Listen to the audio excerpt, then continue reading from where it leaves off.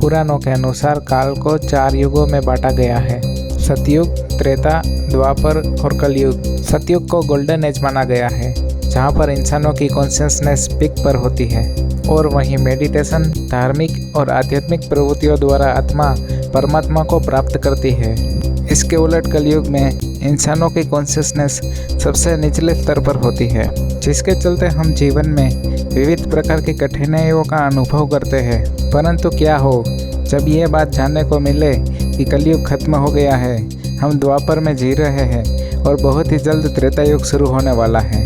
दिलचस्प video channel पर आपका स्वागत है।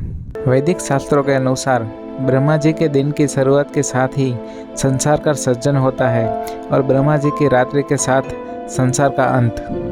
ब्रह्मा जी का एक दिन 1000 महायुगों के बराबर होता है और इतना ही समय ब्रह्मा जी के रात्रि का भी है।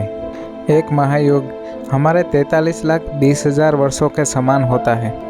एक महायुग में 4 युग होते हैं, जिसमें सतयुग 17,28,000 वर्ष, त्रेता युग 12,96,000 वर्ष, द्वापर युग 8,64,000 वर्ष और कलयुग 4,32,000 वर्षों का होता है और ये चक्र चलता ही रहता है।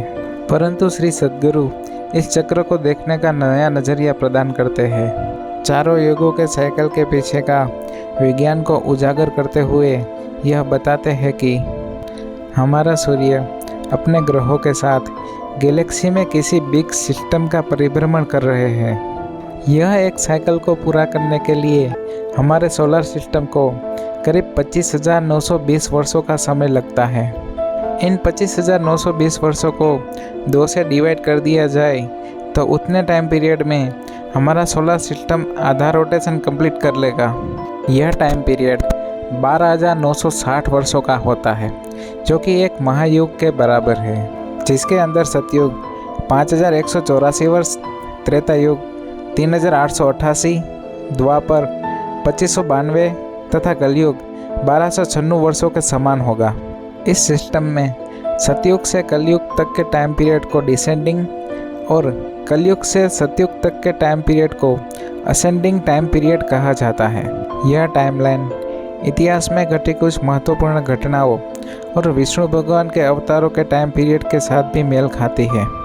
अगर भगवान श्री राम के जन्म की बात करें तो वाल्मीकि रामायण में दर्शाई गई ग्रहों की स्थिति का अध्ययन करके और प्लानेटरी सॉफ्टवेयर की मदद से जब वैज्ञानिकों के द्वारा तिथि की खोज की गई, तब यह सामने आया कि भगवान श्री राम का जन्म ईसा पूर्व 5114 में हुआ था, जो कि इस टाइमलाइन के आसपास है। ईसा पूर्व 3140 में महाभारत यानी कुरुक्षेत्र की लड़ाई खत्म हुई थी, जिस समय द्वापर अपने अंतिम छोर पर था।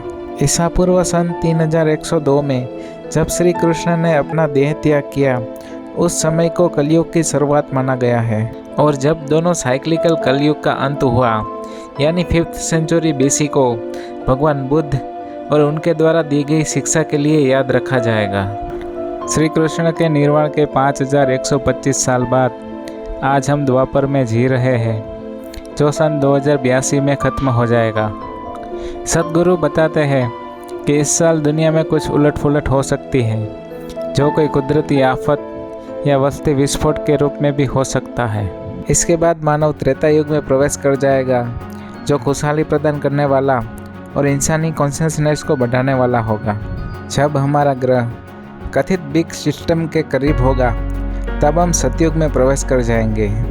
उस समय इंसानी दिमाग अपनी सर्वश्रेष्ठ क्षमता पर काम करेगा। हमारे जीवन को जानने की समझ, हमारी संचार क्षमता और आनंदमय जीवन जीने की कला अपनी चरम सीमा पर होगी।